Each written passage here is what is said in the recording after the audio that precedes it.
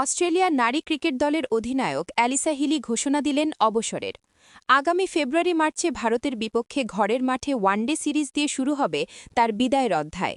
এরপর পার্থে দিনরাতের টেস্ট ম্যাচটি হবে তার শেষ আন্তর্জাতিক ম্যাচ। টি-20 সিরিজে আর দেখা যাবে না তাকে, কারণ আসন্ন বিশ্বকাপের জন্য জায়গা করে দিতে চান নতুনদের। হিলির ক্যারিয়ার ছিল গৌরবময়।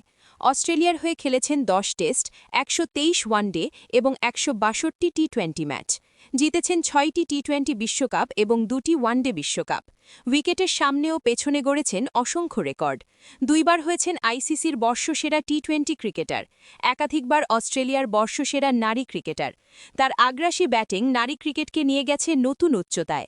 অবসরের কারণ জানাতে গিয়ে শুরুতে মজা করলেন হিলি। বললেন জীবনসঙ্গী মিচেল স্টার্কের কাছে গলফ খেলায় হেরে গেছেন, তাই উন্নতি করতে হবে।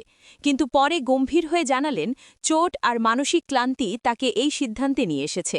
তার ভাষায় গত কয়েক বছর মানসিকভাবে অনেকটা শুষে নিয়েছে ক্রিকেট। চোটও ভুগিয়েছে প্রবলভাবে। সবটুকু উজাড় করে দেওয়া ক্রমেই কঠিন হয়ে উঠছিল। তবু মাঠে প্রতিদ্বন্দ্বিতামূলক মনোভাব নিয়ে খেলতে চেয়েছেন সবসময়।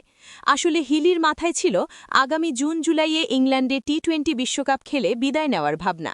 কিন্তু শেষ পর্যন্ত ঘরের মাঠে পরিবার ও সমর্থকদের সামনে দলকে নেতৃত্ব দিয়ে বিদায় নেওয়াকেই শ্রেয় মনে করেছেন তিনি।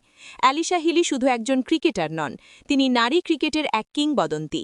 তার আক্রমণাত্মক ব্যাটিং, নেতৃত্ব আর মানসিক দৃঢ়তা নারী ক্রিকেটকে দিয়েছে নতুন পরিচয়। তার বিদায় মানে এক যুগের সমাপ্তি।